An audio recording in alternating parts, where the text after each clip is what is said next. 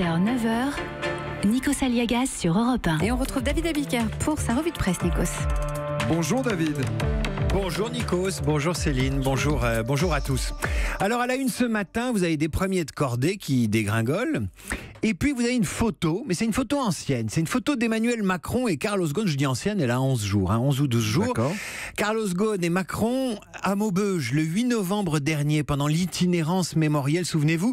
Ils étaient venus annoncer la création de 200 CDI l'année prochaine et d'un investissement industriel de 450 millions d'euros. C'est la photo d'un président et d'un premier de cordée qui, en contrepartie d'un salaire astronomique, joue son rôle au service du pays. Mais depuis l'arrestation à Tokyo du patron de Renault-Nissan, nombreux sont les éditorialistes à suggérer ce matin que Carlos Ghosn entraîne dans sa chute la fameuse théorie du premier de cordée. Ils font même un lien entre cette affaire et le mouvement des Gilets jaunes. Pour Jean-Emmanuel Ducoing de l'Humanité, Ghosn a beau être l'incarnation vivante de la caste des premiers de cordée, cette fraude fiscale aura des conséquences au pays de Macron. Et dans La Voix du Nord, Hervé Favre enfonce le clou, alors que la crise des Gilets jaunes alimente chez nous un débat sur le consentement à l'impôt. Le mauvais exemple vient d'en haut, à condition bien sûr que se confirment les faits dont le fisc japonais accuse Carlos Ghosn. Et je vous conseille ce matin d'être attentif dans le Figaro au rôle joué dans cette affaire par Hiroto Saikawa, bras droit de Carlos Ghosn au Japon, qui confiait hier à la presse, j'ouvre les guillemets, « Nous devons revoir la manière dont nous travaillons dans l'Alliance avant de dénoncer la concentration des pouvoirs entre les mains de celui qui l'a nommé en 2016. » Ça s'appelle retourner son kimono. Et d'ajouter que ce rapport au pouvoir était le côté obscur de l'ère Carlos Ghosn. L'affaire ne fait que commencer, prévient Sébastien Lacroix dans l'Union, et c'est à la justice japonaise d'enlever le fameux côté obscur. Reste de l'actualité ce matin, David Abiker, une addition de colère. Les gilets jaunes, les infirmières, mais d'abord les maires en congrès aujourd'hui sur fond de colère, titre Ouest France.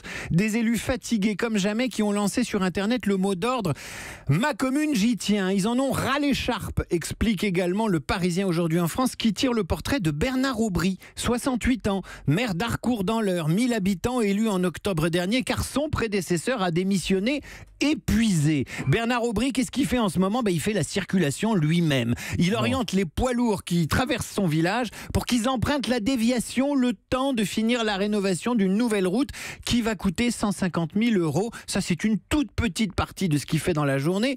150 000 euros quand l'État vous a retiré 15 millions d'euros de dotation en 4 ans, c'est beaucoup, explique-t-il. Et des maires, il y en a plein les journaux ce matin, David. Oui, c'est un peu eux les premiers de cordée du territoire, mais eux, ce n'est pas de l'argent qu'ils font ruisseler, c'est de l'utilité sociale, exactement comme les 600 000 infirmiers et infirmières qui sont appelés aujourd'hui à se mobiliser devant les préfectures et dont le Midi Libre énumère les raisons du ras-le-bol. Sous-effectifs, violence, management déficient, trop de patients. Les infirmières se sentent négligées par le plan santé.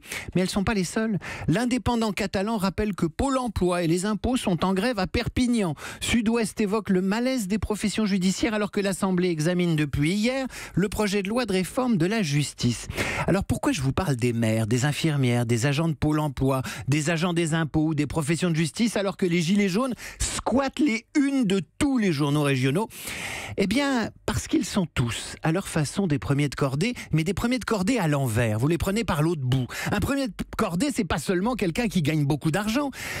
C'est une personne qui est en première ligne sur le terrain du service public. Je vous en parle aussi parce que ces agents de l'État, le plus souvent, ils sont payés avec quoi ? Avec nos impôts. Ces mêmes impôts dont les Gilets jaunes expliquent qu'ils sont confiscatoires et parfois même qu'ils ne servent à rien. Peut-être, mais quand les slogans deviennent démagogiques, quand ils pourfendent le fiscalisme sans évoquer la contrepartie en termes de services, alors ils oublient que ces taxes qu'ils détestent financent des prestations dont ils profitent. Croyez-moi, s'ils continuent comme ça, les Gilets jaunes vont finir par rendre l'impôt à la mode. On va terminer, David Abiker, avec un programme télé diffusé hier sur France 3 pour la première fois. Et ça s'appelle Premier de cordée. C'est une coïncidence, hein. Oui. C'est un jeu où deux familles sont en compétition pour gravir un sommet. Le critique du Parisien aujourd'hui en France explique ce matin sur Internet qu'il n'a pas bien compris le sens de cette émission. C'est peut-être un des problèmes qui se pose aujourd'hui à cette métaphore du premier de cordée imaginée par le président pour vanter les mérites de la réussite économique. Non seulement on se demande si les derniers de cordée accordés n'ont pas mérité parfois d'être les premiers, mais on s'interroge qui plus est sur les règles, l'équité des règles qui permettent de gagner le sommet. Pourtant que la montagne est belle, comment peut-on s'imaginer? Jean Ferrat sur Europe 1 ce matin pour clore votre revue de presse, mon cher David Abiker.